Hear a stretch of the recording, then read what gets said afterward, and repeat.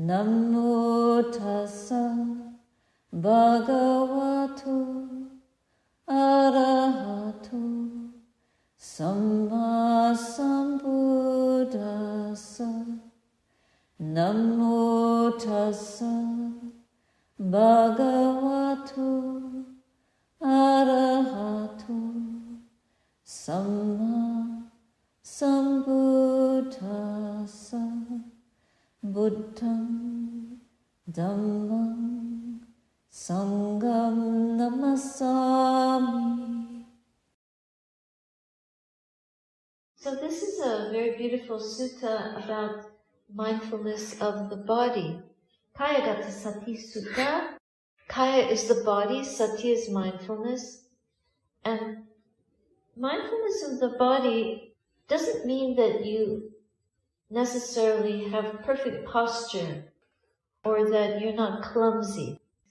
But mindfulness of the body is the mind being attentive to the feeling, the connection, the embodiment of this body. So if we're mindful, we're aware of what we're doing, we're present moment awareness. But the Buddha says a little bit more about it than that. It has been said by the Blessed One who knows and sees, accomplished and fully enlightened, that mindfulness of the body, when developed and cultivated, is of great fruit and great benefit. And how is mindfulness of the body developed and cultivated so that it is of great fruit and great benefit? Here a bhikkhu gone to the forest or to the root of a tree or to an empty hut sits down, having folded his legs crosswise, set his body erect, and established mindfulness in front of him. Ever mindful he breathes in, mindful he breathes out. Breathing in long, he understands, I breathe in long, or breathing out long, he understands, I breathe out long. Breathing in short, he understands, I breathe in short. Breathing out short, he understands, I breathe out short. He trains himself thus. I shall breathe in experiencing the whole body. He trains thus. I shall breathe out experiencing the whole body. He trains thus. I shall breathe in tranquilizing the bodily formation. He trains thus, thinking, I shall breathe out tranquilizing the bodily formation. As he abides thus, diligent, ardent, and resolute, his memories and intentions based on the household life are abandoned. With their abandoning, his mind becomes steadied internally, quieted, brought to singleness and concentrated. That is how a bhikkhu develops mindfulness of the body. And then the Buddha talks about the 4 postures. Again, when walking, a bhikkhu understands, I am walking. When standing, he understands, I am standing. When sitting, he understands, I am sitting. When lying down, he understands, I am lying down. Or he understands accordingly however his body is disposed. So even though the Buddha gives only 4 postures, these are just examples. The body could be in many other postures, but the main point is that we bring awareness to the posture and then we tranquilize the body according to whatever posture. We abandon thoughts of our daily life, whatever occupations we may have, and then we make the mind come to singleness, concentrated and fully present with awareness. This is the mindfulness that we hope to develop. Then the Buddha talks about full awareness. Again, because a bhikkhu is one who acts in full awareness when going forward and returning, who acts in full awareness when looking ahead and looking away, who acts in full awareness when flexing and extending his limbs, who acts in full awareness when wearing his robes and carrying his outer robe and bowl, who acts in full awareness when eating, drinking, consuming food, and tasting, who acts in full awareness when defecating or urinating, who acts in full awareness when walking, standing, sitting, falling asleep, waking up, talking, and keeping silent. As he abides thus diligent, ardent, and resolute, his memories and intentions based on the household life are abandoned. With their abandoning, his mind becomes steadied internally, quieted, brought to singleness, and concentrated. The steadying internally, that's a very big one, because the thoughts are always whipping up a storm. But the mindfulness, the present moment awareness, is always steadying that internally, calming it. That is how a bhikkhu develops mindfulness of the body and full awareness. And then the Buddha talks about the foulness of the body contemplations. We don't have a lot of time, so maybe we should stop there if you have any questions. I was just struck by the verb understand. Why was that verb used in that context? I don't have the Pali in front of me, but it could be janati, knowledge of, or focusing on. And it depends if that verb is just knowing or it's knowing in a way that you pick up the object and you're inspecting it, investigating it. So it's not just looking at it, it's not just touching it or being aware that you're holding it, but your mind is fully present and connecting to the knowledge. So there's a certain activity of the understanding is where the wisdom component comes in, wisely knowing, attentively knowing. It's an appropriate attention.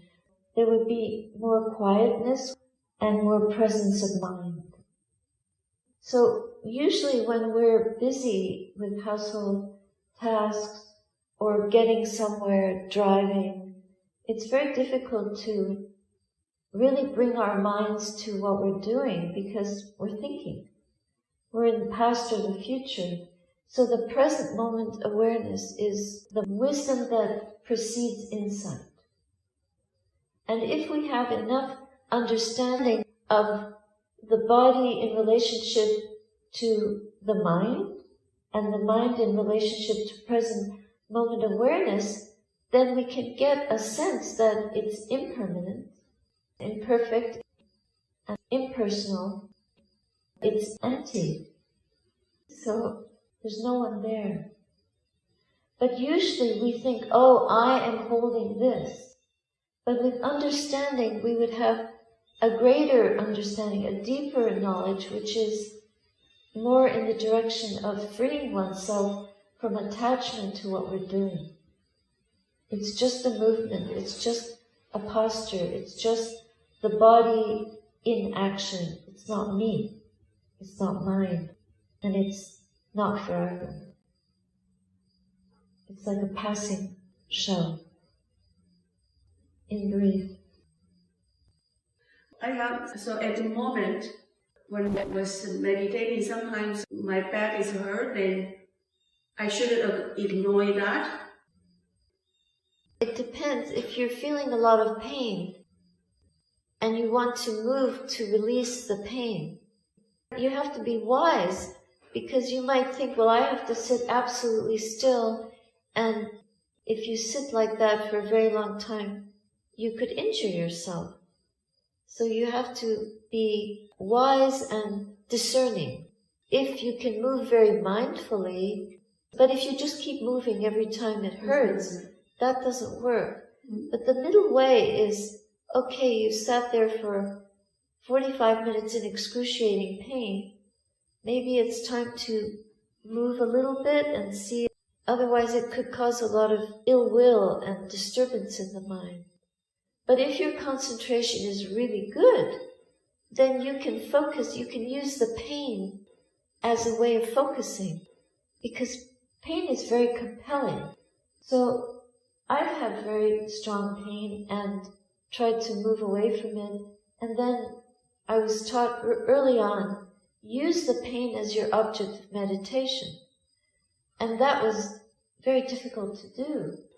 But I forced myself because I was told to do it. So I thought, I have to learn something. And I watched the pain, and I watched it, and it was screaming in agony. And I kept looking at the very center of the painful feeling. It was in the knee. Painful, painful, painful, painful. And after maybe a half an hour, there was no pain. The pain became just sensation, and it broke up into a vague feeling of, well, where is it? Because I thought it was in the knee, and then it just seemed to be everywhere, and then it wasn't pain anymore, it was just pulsation, huge pulsation. One of the biggest breakthroughs in my early years was that, watching the pain. But then you could also permanently injure your knee, so, I was young, I could deal with it, but now I wouldn't do that. So with pain, you were watching it, were you breathing into it? If you talk in terms of technique, appropriate attention really cannot be defined by any technique. It doesn't matter what I do, what you do. The Buddha never says breathe into anything.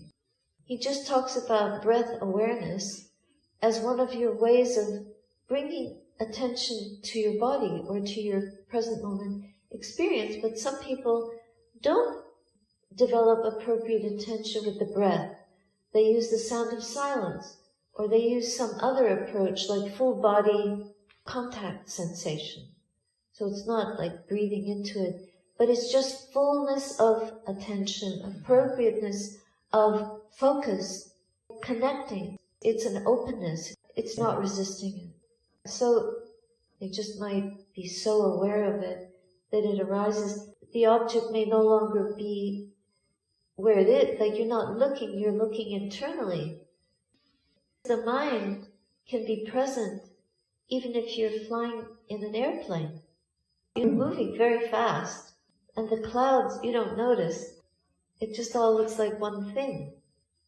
So it's not the speed that we're at. It's more just the present moment. We're not thinking. We're in the body, or we're just with full awareness. So we're knowing, we're understanding that we're knowing. There's an engagement with the present moment. And maybe that's breathing into.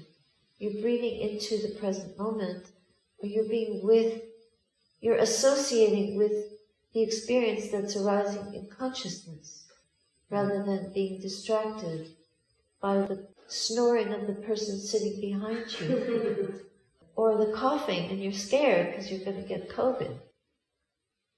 You get a critical mind, why don't they put on a mask? But you're not watching, you're not with your experience, you're thinking. What's the relationship between awareness and the busyness? Like, I have this to do, I'm aware that I have this to do, but I'm focusing on the task as opposed to my body. The thinking mind is often believing that it's aware, but it's full of thought. And the thing is that you can switch between being aware of thinking and thinking very fast. But that awareness is not continuous. And the insights develop through continuous awareness. Broken up awareness does not give you, it's like you want to take a picture.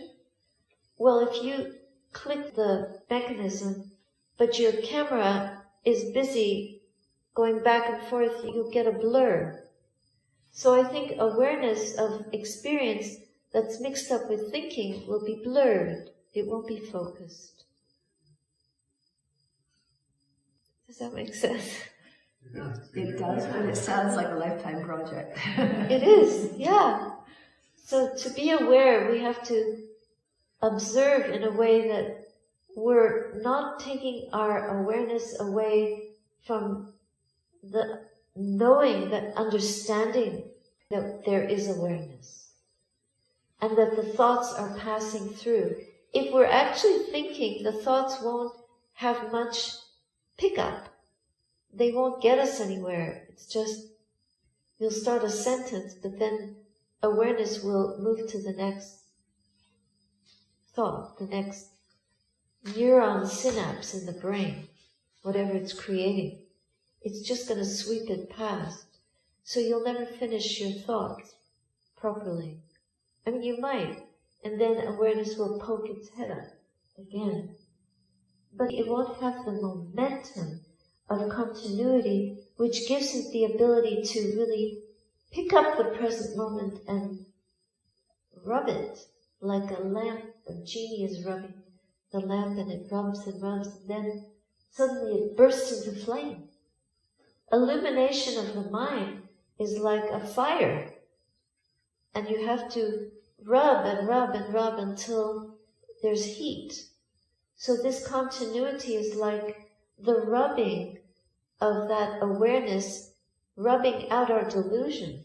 Our delusion is so thick that if we only rub a little, nothing happens. But if we rub a lot, it bursts into flame. Is that the enlightenment? That would be enlightenment, illumination. So then there's a fire that burns away all delusion. But it's very difficult to do that with a mind that is out of balance. So the thinking, you can think for a while, but eventually you might get to a thought that really upsets you or that excites you. And then there's no more balance. But if we're aware of our thinking and aware of our passion, like or dislike, then we can get to the middle way. Letting go of liking, letting go of disliking, staying in the middle, aware of likes and dislikes, but not grasping anything. So the middle way is just, it's like walking a tightrope. It's very narrow, and it takes quite a lot of skill to stay on it, especially in daily life, because there's so much to do, there's so much to be aware of. Like, if you want to get up and walk, there's so many things that you need to be able to do, to be able to stay balanced and use your feet, which you can still use skillfully. But for us to walk the Eightfold Noble Path, it's just like that. We have to put into place so many aspects of our mechanism, our mental awareness, our sharpness, our willingness to be present, because there's so much else to distract us, and giving ourselves, like, not breathing into it, but surrendering ourselves to what is happening. Giving ourselves to it with our heart. It's not a casual, oh, well, I'm just going to be aware. But what else is happening? Or when you listen to the news and you keep going from channel to channel, we don't use radios, but, you know, your mouse clicking from one website to another. Oh, this one will give better news or better weather, or what's the best app of whatever you're looking for. It's a clicking generation. We're just caught up with click, click, click. What's next? What's next? What's next? But that's always in the future. And it's not content with what we have. And the present moment is where the realization comes. It doesn't come in the future. So how can this digitally driven world help us to get enlightened? It's getting harder. People are more distracted than ever. I was watching the other day, we came to the market, and people are walking, but they're on the phone. But they're walking around. Well, what if you bump into somebody else who's walking? It just struck me as odd that, is this safe? And then people drive and do that. That's even more scary. So we're being deprived of whatever ability we've developed to pay attention because of this thing that we all carry now, almost. You know, it helps to coordinate so much. It's just a good tool. But like all good things, they have their downfall, and we have to be mindful of that. And it's really good to be able to press a button and say, help. But I think the most important button that we can press is mindfulness. Press the mindfulness button, and that will be a great help. Mindful of pain. Just be aware of it and take care of it. Or mindfulness of burning the food when you're cooking. Be aware of it and take care of it. Don't eat it. It's not healthy to eat burnt food. I think there's an app for that. When I was living in New Zealand, and I was on alms round with my bowl in a small village walking for alms. I'd been invited to someone's house to receive the food. I was so excited. And I thought, I'm just like in the days of the Buddha. I'm walking in the village with my alms bowl, and someone has made an invitation. I'm going to go to her house and knock on the door, and she's going to offer me a meal in my bowl. I was so happy because there's difficult conditions for a woman on the path, and all the dots were lined up for me.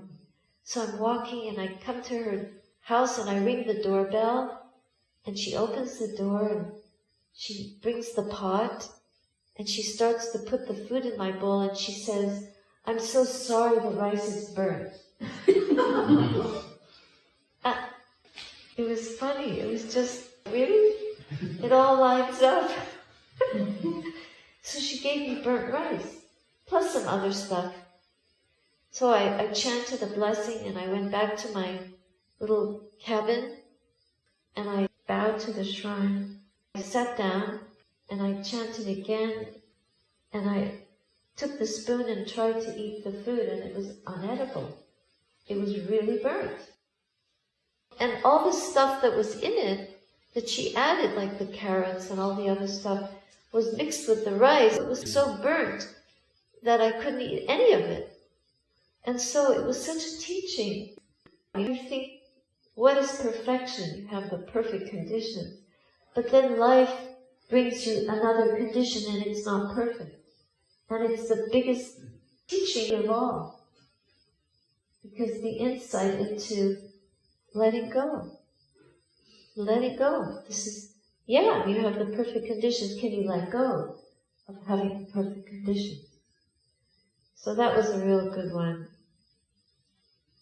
And then the next day I got a meal. But the meal that I got was a much bigger teaching and teacher than any perfect meal would have been. Nice rice and veggies, so what? Full tummy, so what? Still a bit of delusion. You think you have perfect conditions. You have no perfect conditions in samsara. Because as perfect as they may be, they don't last. They evaporate. Or they become spoiled by conditions. So this is for me the real teaching. But I really appreciate having the ability to walk the path as a bhikkhuni in the Buddha's dispensation, and to be subjected to the unknown. You never know. None of us know who's going to come, what you're going to get. We're all mendicants in a way. Every one of us is a beggar in terms of what's going to happen in our own life. We don't know what we're facing, what we're going to face. Do we? We do know that it's impermanent. But we don't know how we're going to meet tomorrow or how tomorrow is going to greet us. And that's where the faith comes in, where the mindfulness comes in, where the understanding comes in, and where the insight appears. So the gratitude of mind is the most excellent state to have the faith, to have the gratitude, to have the courage and the trust, and to keep going no matter what, whatever it is. We show up ready to receive it and trying to be wise. How shall we receive this?